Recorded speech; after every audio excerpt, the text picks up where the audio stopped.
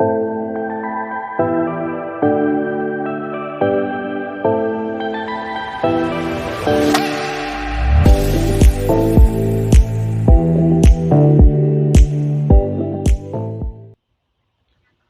wisdom is the second battleground. And as sure as I'm standing here, it's a big one too. Here's what happens when we get under pressure, when the darts start flying. Our natural reasoning wants to kick in. And we start thinking about how we're going to fix it. How can we solve it? It's not your problem to fix. It's God's. You don't have the ability within yourself for much of the things that we go through to fix anyway. It must be God. That's why God tells us in Proverbs chapter 3, verse 5 and 6. Trust in the Lord with all your heart and lean not or depend not on your own understanding. You know what your own understanding is? Worldly wisdom.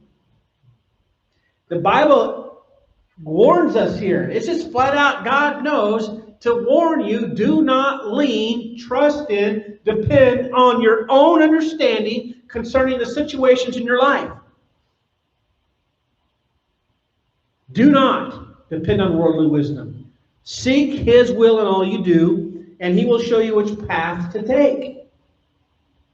Don't be impressed with your own wisdom. What's your own wisdom? Worldly wisdom. Instead, fear the Lord and turn away from evil. And this is a very clear, there's a reason this proverb is a common or a popular one that many have memorized. We have to remind ourselves often. And in the situation that you're in right now, whatever problem, whatever issue, whatever conflict, whatever need that you have, ask yourself, are you honestly thinking about it? Are you acting in your own wisdom about this? Or are you responding by faith to what God has promised and shown you in His Word? And this is the area that we must constantly battle when it comes to our faith. Are we standing upon the promises and the truth of what God has shown us, or are we trying to figure this out on our own? And we're following back to worldly wisdom. As sure as I'm standing here, there are many times that what God tells us to do will not make sense to the natural mind.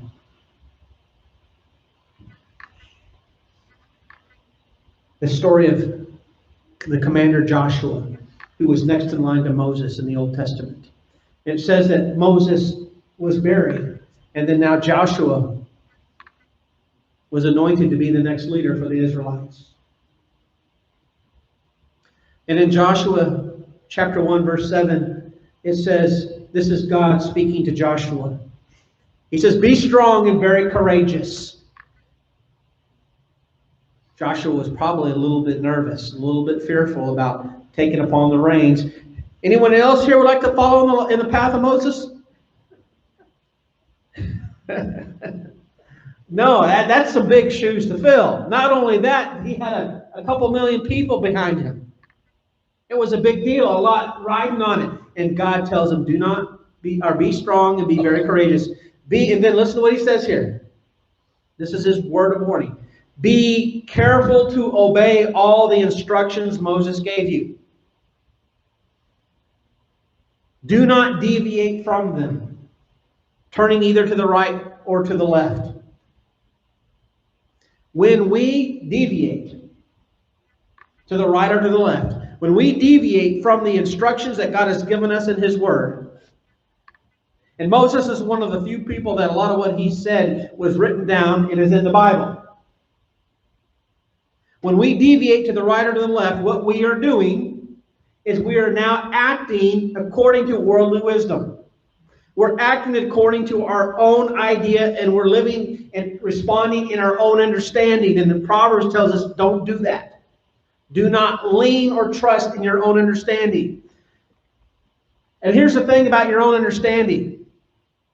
Unless you are actively applying the truth of God's Word to your life, and you know what God says about your finances. You know what God says about your health. You know what God says about relationships. You know what God says about, and you just fill in the blank. And there's a lot in here that God speaks to in all those areas of our life.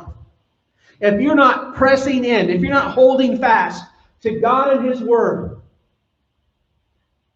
then you are living according to your own understanding. Then you are now actively living according to worldly wisdom. Because that's what our own understanding, that's where it comes from. And if you are living according to your own natural understandings, according to what the world says how things should be, and not according to what God says, do you even wonder why things aren't going as you would expect them to go?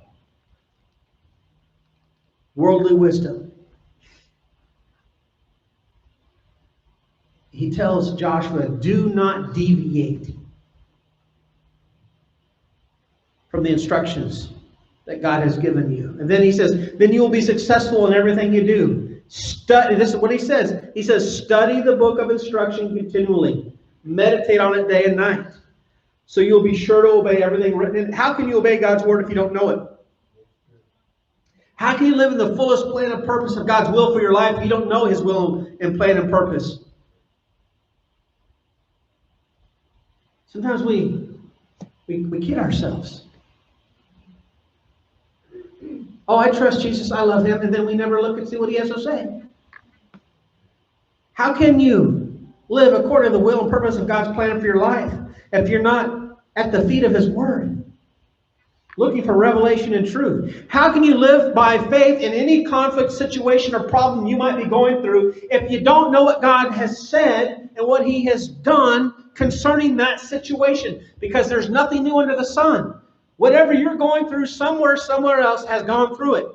And also, no matter any need you might be going through, there is a promise, there is a truth, there is something that God has shown us in that area. There's a principle, there's a truth. There's revelation and truth that God has for you that will be breakthroughs in your life, that will be answers to prayer, actions and attitudes by faith that we walk into, but they're in here. And unless you seek them out, unless you press in and dig for God's revelation and truth, you will not be able to live according to the will of God and live by faith in that area of your life. This is my command. Be strong and courageous. Do not be afraid or discouraged, for the Lord your God is with you wherever you go. Joshua needed to know that even though Moses, his father figure, his commander, the man that he followed for over 40 years, he needed to know that he still wasn't going to be alone. Even though now that he was at the top of the heap, God was with him. God was going to be there. We must act according to God's wisdom, not worldly wisdom.